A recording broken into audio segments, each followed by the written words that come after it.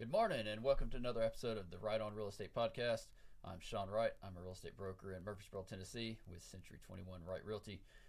I often get asked when's the right time to buy a house, and everybody's going, well, I'm waiting for the next downturn, or I'm waiting for the interest rates to come down, or I'm waiting for this, or I'm waiting for that.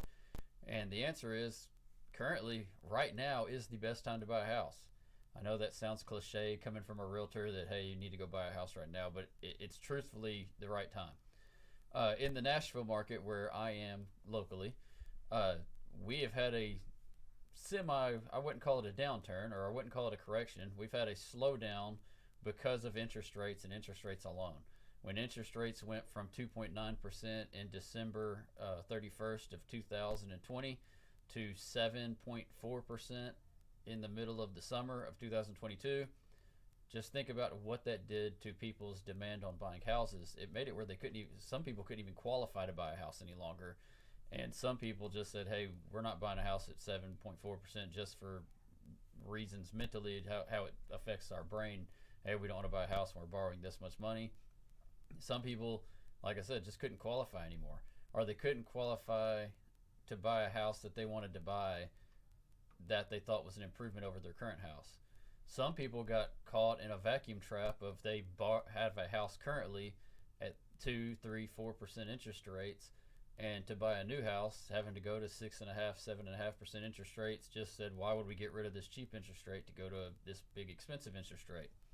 And a lot of people just jumped out of the market at that point. Some people just got priced out of the market because houses got too expensive.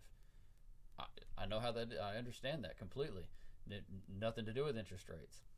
Another theory that I've always had, even going all the way back to 2005 and Hurricane Katrina, gas prices affect home buying because that's a bill that's not necessarily an outflow like a mortgage or your electric payment or your water payment or anything like that, but it's a bill you have to pay to get to work and back, and it really affects someone's buying power because they have to then pay, if they're used to paying $100 a week in gas and now they're paying $300 a week in gas just because it tripled in pump price.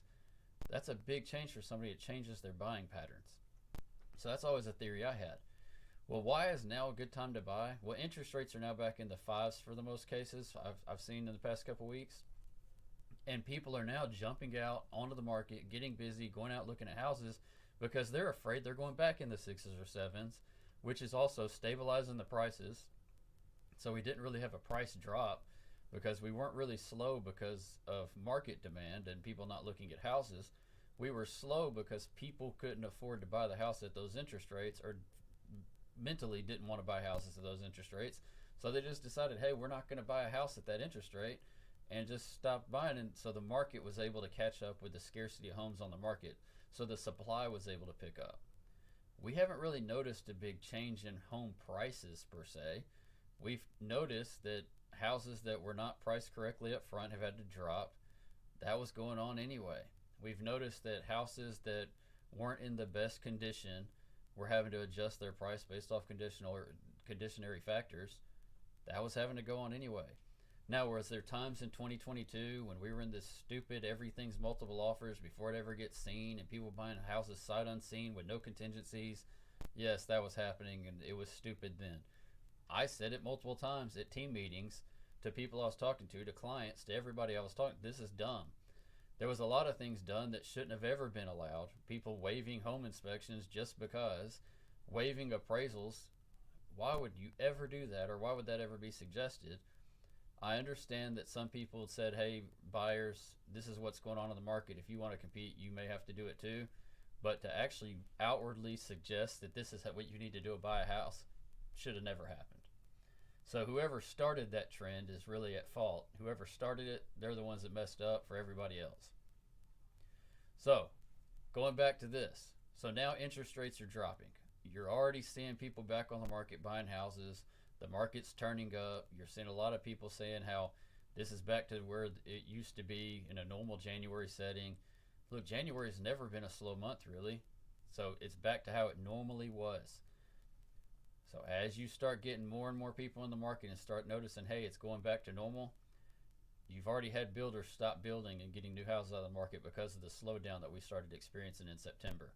And in some cases back in June for home builders. As interest rates rose, more and more people started peeling back.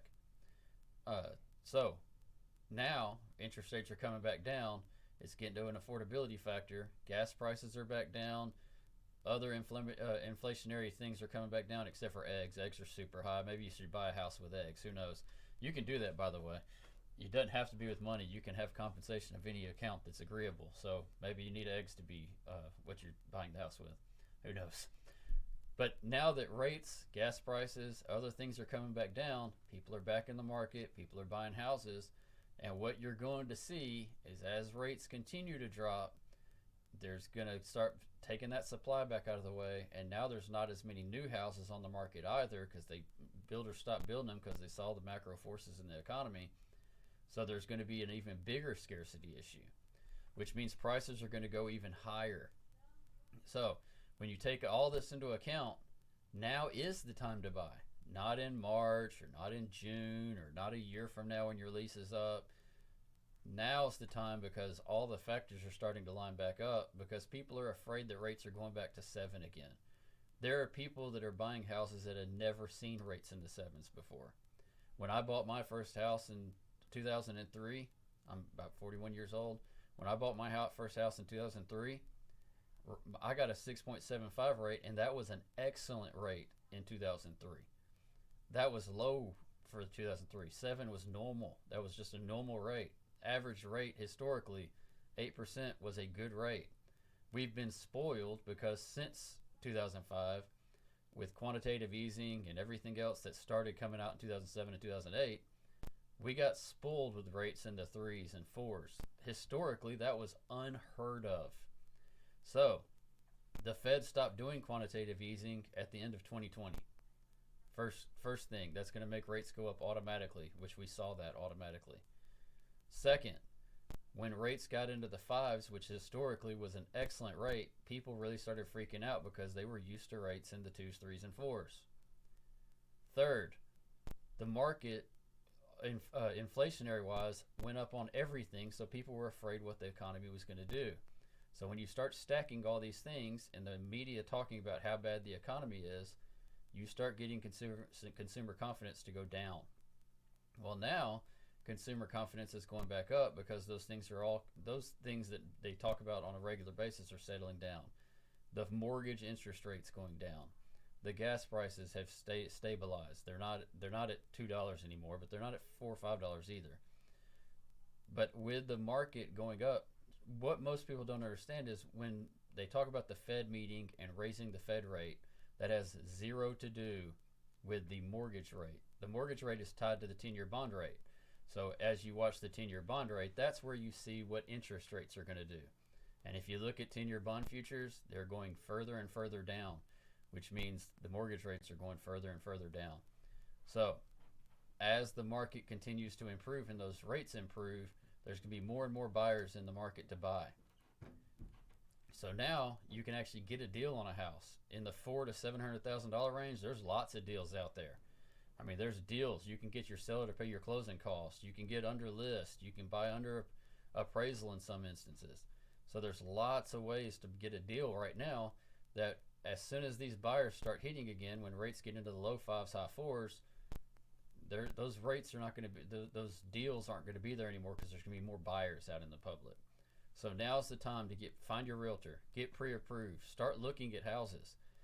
Even though your rate may be a little higher, go ahead and buy the house with the higher rate, and as soon as rates get low where you want them to be, refinance if you can afford to buy the house now, because you're probably going to save money on what the purchase price is compared to what that mortgage payment is with that refi. Look, it's free advice. Everybody wants to know when the best time to buy is. The best time to buy right now, at least in the Nashville market, is right now before the supply goes way down again and more buyers get in. With rates dropping, we're already seeing an increase in market values, an increase in market activity. Get in, buy now, and get a deal while you can. This is this week's episode of the Right On Real Estate Podcast. We look forward to you tuning in every week. Hit the subscribe button so you can make sure you get notified when our videos hit online, and we'll see you next week.